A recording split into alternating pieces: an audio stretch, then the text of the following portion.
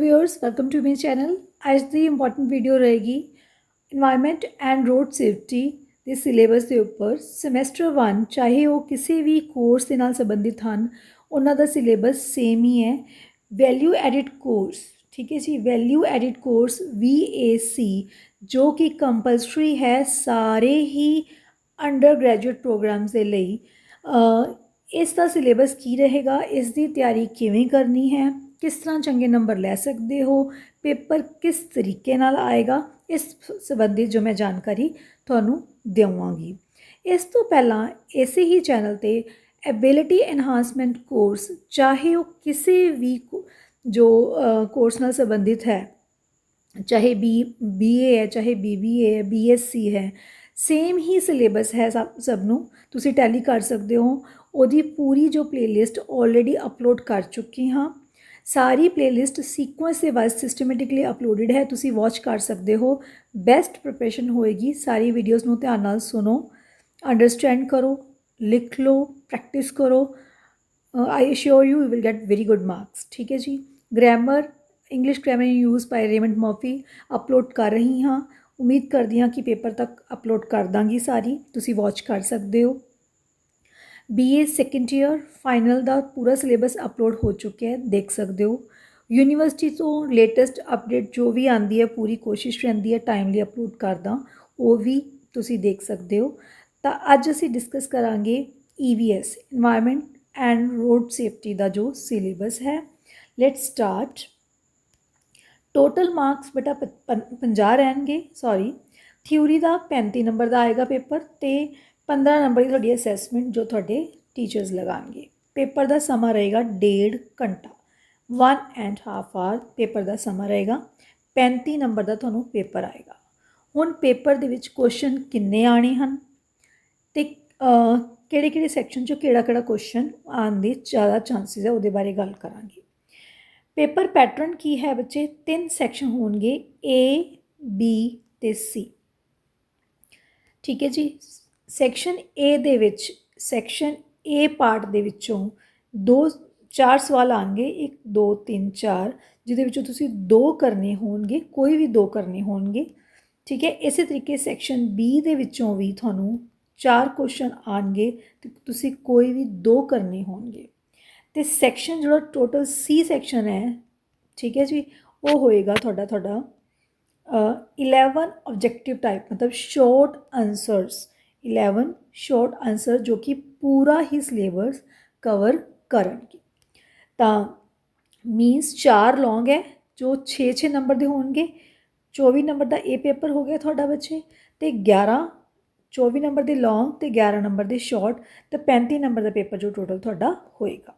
तो उम्मीद करते हैं ये गल समझ आ गई। तो हुण देखते हैं कि सैक्शन ए दे विच की सिलेबस है तो किस तरीके नाल पेपर आने के चांसिस होंगे। Section A introduction to environmental studies. तो ये इंट्रोडक्टरी पार्ट हो गया। The multidisciplinary nature of environmental studies, environmental studies की डेफिनेशन, उसका स्कोप की है, उसकी इंपॉर्टेंस, ये सारा क्वेश्चन। ठीक है जी। Then concept of biosphere, lithosphere, hydrosphere, atmosphere. देखो जी इस तो किहड़े क्वेश्चन बन सकते हैं। Define environmental studies, its scope, या define environment and its importance, या what is the concept of biosphere, discuss in detail। इस तरीके के क्वेश्चन बन सकते हैं। तो ये हो गया सैक्शन ए का फर्स्ट पार्ट। ठीक है जी। Then ecosystem and biodiversity. हुण कई बच्चे कन्फ्यूज भी हैं कि तैयारी किवें करनी है।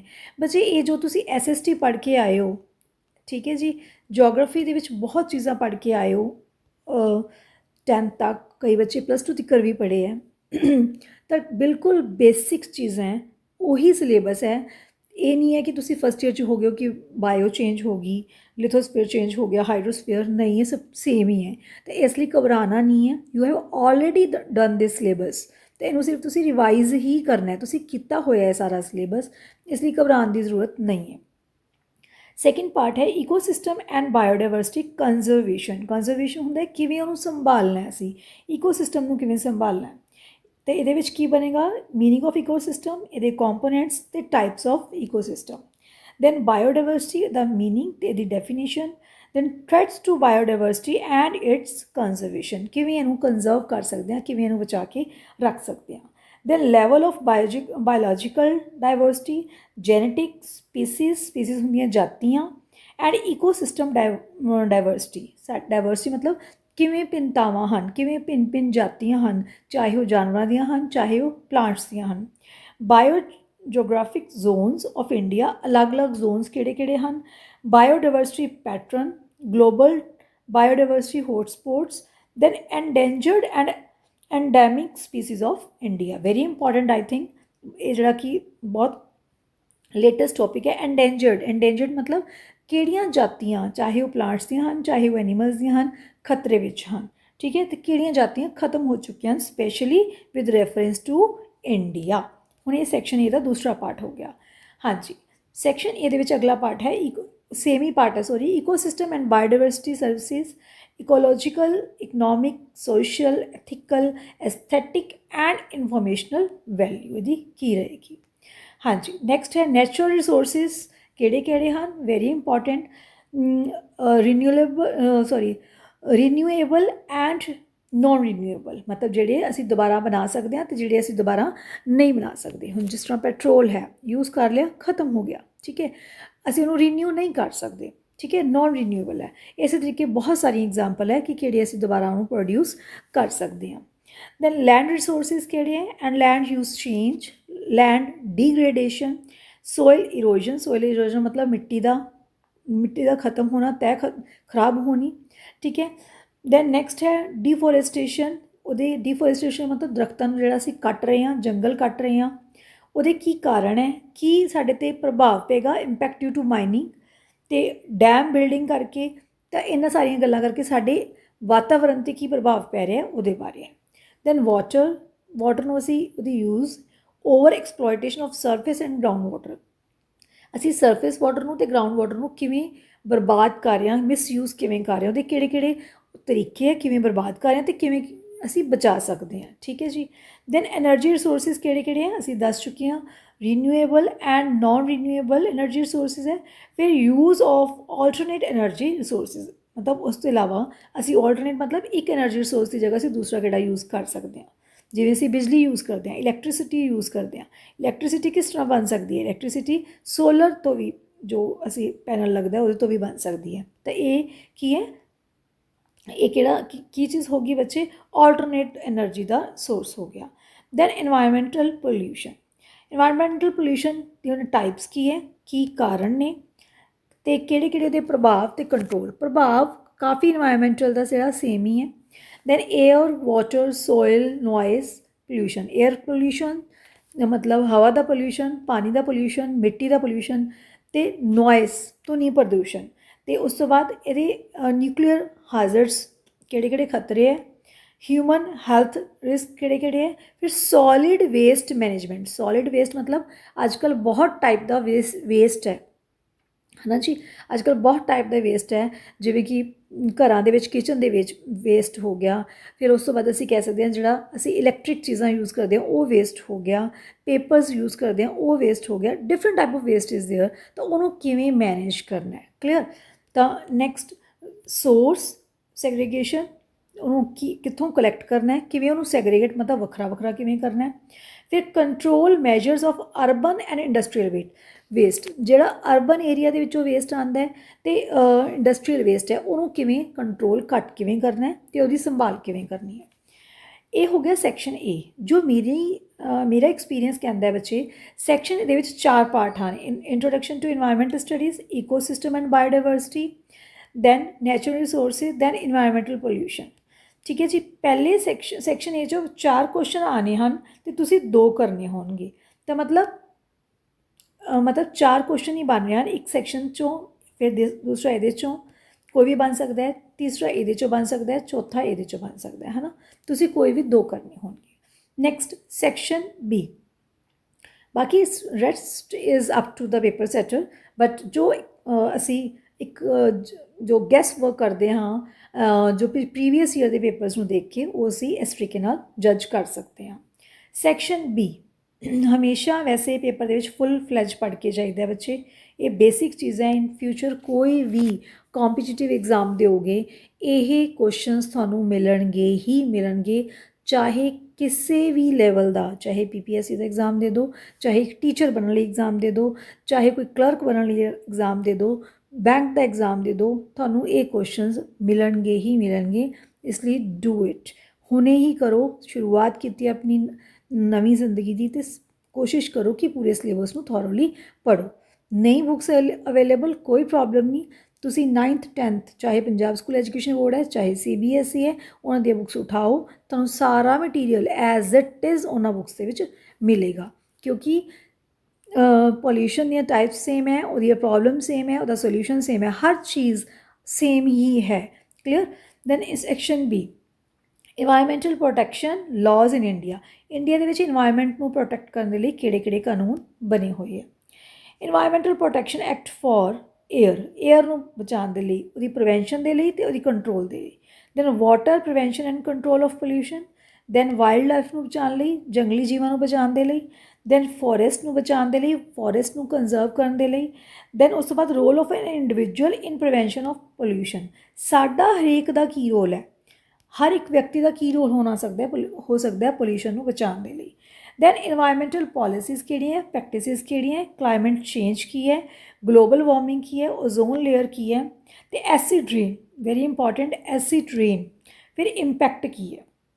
ਦੇਖੋ ਕਈ ਚੀਜ਼ਾਂ ਸ਼ਾਰਟ ਨੋਟ ਲਈ, ਇੱਕ ਨੰਬਰ ਲਈ ਬਹੁਤ ਇੰਪੋਰਟੈਂਟ ਹਨ, ਜਿਸ ਤਰ੍ਹਾਂ ਕਿ ਅਸੀਂ ਐਸਿਡ ਰੇਨ ਕਹਿ ਦਈਏ, ਇਸ ਤਰ੍ਹਾਂ ਦੀਆਂ ਚੀਜ਼ਾਂ ਬਹੁਤ ਇੰਪੋਰਟੈਂਟ ਹਨ, ਛੋਟੀਆਂ ਛੋਟੀਆਂ ਚੀਜ਼ਾਂ ਹਨ, ਤਾਂ ਇਹ ਤੁਸੀਂ ਧਿਆਨ ਨਾਲ ਰੀਡ ਕਰਨੀ ਹੈ। Then human communities and the environment, human population growth, impact on environment, human health and welfare, sanitation and hygiene, resettlement and rehabilitation of project affected persons.